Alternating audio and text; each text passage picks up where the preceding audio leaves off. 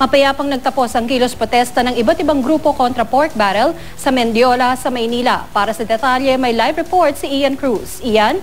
Yes, Tina, mula nga sa Luneta ay nagmarcha tungo dito sa Mendiola ang mga rallies kontra sa pork barrel upang dito na nga ituloy yung kanilang program. Sumubok pa sana lumagpas ng Mendiola Peace Arc ang mga rallyista na karamihan ay militanteng grupo pero nakabarikada na roon ang mga pulis mula nga sa NCRPO at MPD na may backup pang mga sundalo. Kaya naman itinuloy na lamang ang programa sa paanan ng Mendiola Bridge. Sa kabila ng sinabi ng palasyo na tatanggalin na ang PDAF o yung pork barrel ng mga mababatas, ay hindi kumbinsido ang mga militante. Maaari daw palitan lamang ang pangalan nito at katunayan nga raw ang pork barrel mismo ng Pangulo ay hindi naman natanggal.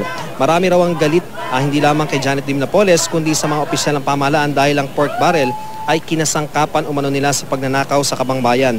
Tina, dumating din dito si NCRPO Director Chief Superintendent Marcelo Garbo at kinausap nga yung mga leader nitong mga militanteng grupo at Tina, pasado alas 4:30 nga ay formal na nga natapos yung kanilang pagtitipon dito. Sa ngayon, Tina, ay nadaraanan na ng lahat ng sasakyan itong kahabaan ng Recto Avenue at ng Legarda matapos nga unti-unting numipis yung bilang ng mga rallyista dito. Yan muna ang latest mula rito sa Mendiola. Balik sa iyo, Tina. Maraming salamat, Ian Cruz.